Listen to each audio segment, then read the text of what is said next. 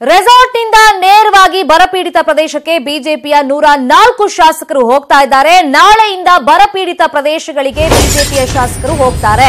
ಬಿಜೆಪಿಯ ಪ್ರಧಾನ ಕಾರ್ಯದರ್ಶಿ ರವಿಕುಮಾರ್ ಈ ಬಗ್ಗೆ ಮಾಹಿತಿಯನ್ನು ಕೊಟ್ಟಿದ್ದಾರೆ. ಇಷ್ಟು ದಿನ ರೆಸಾರ್ಟ್ ಪಾಲಿಟಿಕ್ಸ್ ನಲ್ಲಿ ಬಿಜೆಪಿಯ ಶಾಸಕರು ಬ್ಯುಸಿ ಆಗಿದ್ರು. ಬಟ್ ಇದೀಗ 104 ಶಾಸಕರು ನಾಳೆಯಿಂದ ಬರಪೀಡಿತ ಪ್ರದೇಶಗಳಿಗೆ ವಿಸಿಟ್ ಮಾಡ್ತಾರೆ ಅಂತ ಬಿಜೆಪಿಯ ಪ್ರಧಾನ ಕಾರ್ಯದರ್ಶಿ ರವಿಕುಮಾರ್ ಅವರು ಹೇಳಿಕೆಯನ್ನು ಕೊಟ್ಟಿದ್ದಾರೆ. ಇನ್ನು ಸಮ್ಮಿಶ್ರ ಸರ್ಕಾರ ಒಳಬೇಗುದಿಯಿಂದ ತತ್ತರಿಸಿ ಹೋಗಿದೆ.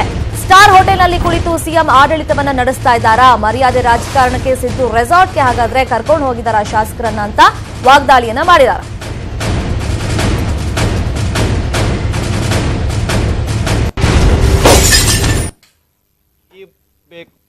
ನಮ್ಮೆಲ್ಲ 104 ಶಾಸಕರು ನಾಳೆಯಿಂದ ರಾಜ್ಯದ ಬರ, ರಾಜ್ಯದ ರೈತರು, ಹಾಲು ಉತ್ಪಾದಕರು, ಈ ಥರ ಅನೇಕ ಕಷ್ಟಗಳಲ್ಲಿರ್ತಕ್ಕಂಥ ಜನರನ್ನು ಭೇಟಿ ಆಗ್ತಕ್ಕಂಥ ವಿಷಯಕ್ಕೆ ನಾವು ಹೋಗ್ತಾ ಇದ್ದೇವೆ. ಆದರೆ ಕಾಂಗ್ರೆಸ್ ಮತ್ತು JDSನಲ್ಲಿ ಒಳಬೇಗುದಿಯಿಂದ ತತ್ತರಿಸಿ ಹೋಗಿದೆ ಈ ಸರ್ಕಾರ. ನನಗೆ ಆ ಮಂತ್ರಿ ಬೇಕು, ಈ ಮಂತ್ರಿ ಬೇಕು, ನನಗೆ ಆ ಬೋರ್ಡ್ ಬೇಕು, ಈ ಬೋರ್ಡ್ ಬೇಕು ಅಂಥೇಳಿ ಒಳಬೇಗುದಿಯಿಂದ, ಒಳ ಕುದಿಯಿಂದ, ಆ ತುಮುಲುಗಳಿಂದ ತತ್ತರಿಸಿ ಹೋಗಿದೆ ನಮ್ಮೆಲ್ಲ 104 ಶಾಸಕರು. ಈ ಬಗ್ಗೆ ಮತ್ತಷ್ಟು ಇನ್ಫಾರ್ಮೇಶನ್ ಕೊಡ್ತಾರೆ. ಫೋನ್ ಸಂಪರ್ಕದಲ್ಲಿ ಜಾಯ್ನ್ ಆಗಿರುವಂತ ನಮ್ಮ ರಿಪೋರ್ಟರ್ ರಮೇಶ್ ಹಿರೇಜಂಬು. ರಮೇಶ್, ಇಷ್ಟು ದಿನ ಬಿಜೆಪಿ ಅವರು ಮಾಡಿದ್ದು ಕೂಡ ಇದೇ ಕೆಲಸ. ಆದ್ರೆ ಈಗ ಪರಸ್ಪರ ವಾಕ್ ಪ್ರಹಾರವನ್ನ ಮಾಡ್ತಾ ಇದ್ದಾರೆ, ಒಬ್ರು ಮೇಲೆ ಒಬ್ರು ಕೆಸರನ್ನ ಎರಚಾಡ್ಕೊಳ್ತಾ ಇದ್ದಾರೆ. ಹಾಗಾದ್ರೆ ಬಿಜೆಪಿಯ ಸ್ಟ್ರಾಟಜಿ ಏನಿಲ್ಲ? ಶರ್ಮಿತಾ ಶೆಟ್ಟಿ, ಬಿಜೆಪಿ ತನ್ನದೇ ಆದ ಒಂದು ಸ್ಟ್ರಾಟಜಿಯನ್ನ ಈಗ ಮಾಡ್ತಾ ಇರುವಂತದ್ದು. ಯಾಕೆಂದ್ರೆ ಅವರ ಪ್ಲಾನ್ ಎ ಏನು ಫೇಲ್ಯೂರ್ ಆದ ಹಿನ್ನೆಲೆಯಲ್ಲಿ ಈಗ ಪ್ಲಾನ್ ಬಿ ಶುರುವಾಗಿರ್ತಕ್ಕಂಥದ್ದು.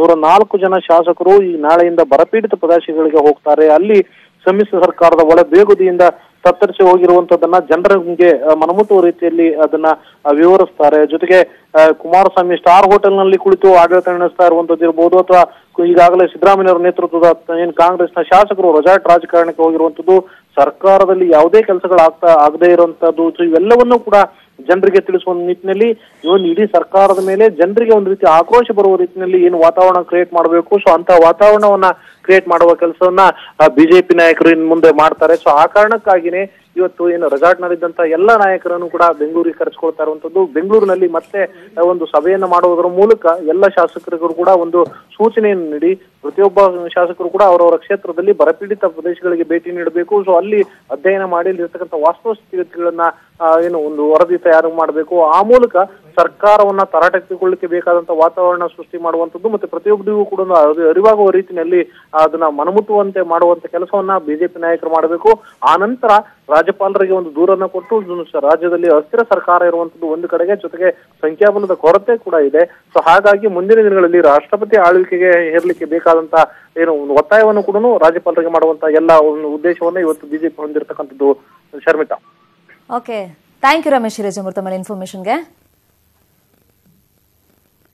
ನಮ್ಮೆಲ್ಲ 104 ಶಾಸಕರು ನಾಳೆಯಿಂದ ರಾಜ್ಯದ ಬರ, ರಾಜ್ಯದ ರೈತರು, ಹಾಲು ಉತ್ಪಾದಕರು, ಈ ಥರ ಅನೇಕ ಕಷ್ಟಗಳಲ್ಲಿರ್ತಕ್ಕಂಥ ಜನರನ್ನು ಭೇಟಿ ಆಗ್ತಕ್ಕಂಥ ವಿಷಯಕ್ಕೆ ನಾವು ಹೋಗ್ತಾ ಇದ್ದೇವೆ. ಆದರೆ ಕಾಂಗ್ರೆಸ್ ಮತ್ತು JDSನಲ್ಲಿ